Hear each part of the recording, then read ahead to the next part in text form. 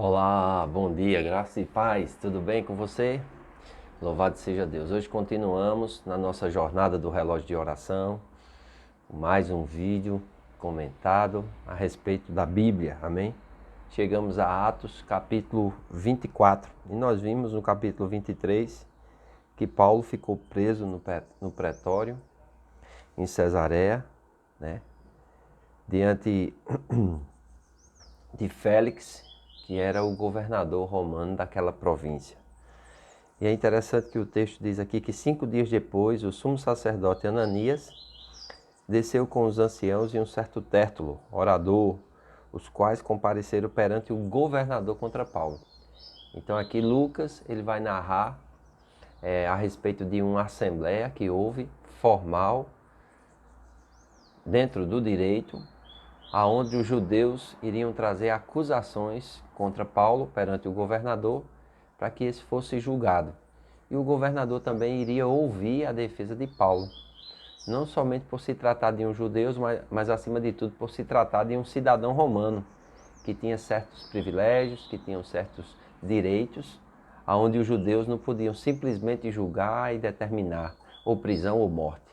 Mas por ser cidadão romano, quem tinha que definir isso era Roma. Então é muito importante nós entendermos isso. Então eles vão chegar e já vão começar a bajular Félix, né? Dizendo que ele era muito estimado, os serviços prestados aos judeus, né? E eles agradecem por Félix receberem e ouvirem tudo o que eles têm que dizer. Então eles começam a acusar Paulo, depois também acusam o tribuno, né? Lísias, diz que ele tirou das mãos com grande violência e eles estavam acusando, dizendo que Paulo tinha interesse em destruir a nação, Paulo tinha interesse em destruir o templo, amotinar alguns judeus, se desfazia da lei, das sinagogas e em todos os lugares. Porém, quando Paulo vai fazer sua defesa, a partir do versículo 10, ele vai mostrar que não estava acontecendo nada disso. E Paulo vai dizer, quando chegou em Jerusalém, não fez nenhum motim nas sinagogas, nenhum motim no templo. Na verdade, ele tinha vindo trazer ofertas e esmolas para o povo. Então, Paulo tinha realmente posses, Paulo tinha realmente um certo poder de ajudar. Não somente Paulo, mas ele assistido pelas igrejas pelas quais ele tinha passado, havia trazido, esmolas, havia trazido ofertas para o povo judeu. Então, é interessante que Paulo, quando vai falar aqui a respeito da sua defesa, ele diz aqui, olha, versículo 14, mas confesso-te que, conforme aquele caminho a quem eles chamam de seita, assim sirvo ao Deus de nossos pais, crendo em tudo que está na lei e nos profetas, tendo esperança em Deus, como estes mesmos também esperam, de que há de haver ressurreição dos mortos, tanto dos justos como dos injustos. E por isso procuro sempre ter uma consciência sem ofensa, tanto para com Deus como para os homens. Amém? Veja que coisa interessante. Paulo vai dizer aqui que haverá uma ressurreição dos mortos, tanto para justos como para injustos. E nós sabemos que essa ressurreição ela acontecerá dos justos, né? Na vinda de Jesus, e dos injustos na consumação de todas as coisas. Amém? Onde a ressurreição dos justos será para a vida, será a ressurreição para a vida eterna. E as dos injustos será a ressurreição para a condenação eterna. E dependendo de como nós estamos vivendo aqui, nós podemos ressurgir ou ressuscitar como justos, tendo a bênção de Deus, tendo a aprovação de Deus e a vida eterna com Deus, ou a ressurreição dos injustos, que terá a ira de Deus, a condenação de Deus e o destino da segunda morte, que é o inferno, o lago de fogo, que não foi preparado nem para o homem, mas para Satanás e um terço dos demônios que haviam caído juntamente com ele. Um lugar de grande e horrenda sofrimento e destruição. Amém? Ali diz que haverá choro e ranger de dente pelos séculos dos séculos. Amém? Não é um lugar bom para se estar. E Paulo tem essa esperança da ressurreição, sabendo que haverá o julgamento, tanto dos justos como dos injustos. Aí ele diz, por causa disso eu procuro ter sempre uma consciência sem ofensa. Veja como é importante nós guardarmos a nossa consciência. Amém? Nós não fazemos as coisas somente para sermos vistos pelos homens, mas a nossa consciência, ela tanto nos aprova, como também ela nos reprova de acordo com os atos que nós praticamos.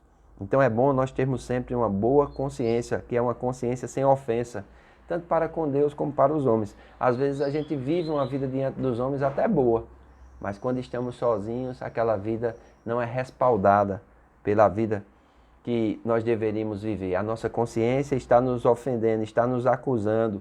E tem pessoas que vivem com a consciência acusando dia e noite. Por isso de tanta depressão, tanta ansiedade, tantas doenças psicossomáticas aí. Porque as pessoas não vivem uma vida, vamos dizer assim, autêntica, verídica. Elas vivem 2, 3, 4 vidas diferentes e isso, ao longo da vida, vai trazendo essas cobranças da dívida da consciência. Amém? Então, Paulo vai fazer sua defesa, vai estar trazendo a respeito daquilo que ele defende, amém? E ele vai falar muito a respeito disso. Então, versículo 22, Félix, havendo ouvido estas coisas, lhe pôs dilação, dizendo, havendo me informado melhor deste caminho, quando o tribuno Lísias tiver descido, então tomarei inteiro conhecimento dos vossos negócios. Mandou ao centurião que o guardasse em prisão, tratando com brandura, e que a ninguém dos seus proibisse servi-lo ou ter com ele. Veja bem, Paulo não somente foi tratado com brandura, mas Paulo tinha pessoas que os serviam, amém? E Félix deixa que esses possam ter acesso a ele, possam trazerem o que ele precisar, amém? Nós vemos ele pedindo a Timóteo, num outro momento, a capa, né? Pedindo os pergaminhos. Então Paulo era servido pelos seus. E a prisão fez com que ele ainda tivesse mais tempo para, protegido por Roma, escrever ainda mais cartas, ter mais tempo de oração, de consagração, amém? Porque ele não tinha para onde ir. Mas é interessante, não somente isso, amém? Diz, alguns dias depois, vindo Félix com sua mulher Drusila, que era judia, mandou chamar a Paulo e ouviu acerca da fé em Cristo. Ele agora estava pregando para o governador. E tratando ele da justiça, da temperança e do juízo vindouro, Félix, espavorido, respondeu, por agora vai-te, e em tempo oportuno te chamarei, esperando ao mesmo tempo que Paulo lhe desse dinheiro para que ele o soltasse, pelo que também muitas vezes o chamava e falava com ele. Mas passados 2 anos, teve por sucessor a Pôncio Festo, e querendo Félix comprazer aos judeus, deixou Paulo preso. Então veja que Félix teve a oportunidade de ouvir o Evangelho, de ouvir a respeito da justiça, da temperança e do juízo vindouro, mas o que ele queria mesmo era que Paulo subornasse ele para que pudesse ser solto. E Paulo só podia fazer isso se Félix pudesse observar que ele tinha posses, que ele tinha condição de pagar um dote. Amém? Lembre-se que Félix ele era acostumado com isso, porque a cidadania romana ele conquistou por grande soma de dinheiro. E ele pensava que também através de grande soma de dinheiro ele iria conquistar as outras coisas. Mas Paulo, debaixo da proteção de Deus, vai continuar preso, vai continuar fazendo a vontade de Deus e ele vai também comparecer diante de Festo. Amém? E nós vamos ver esse comparecimento diante de Festo no dia de amanhã. Tá bom? Hoje à noite nós temos o nosso culto de celebração, será a primeira ceia do ano de 2020. Vem estar conosco na Casa do Oleiro. Será um tempo maravilhoso, um tempo abençoadíssimo.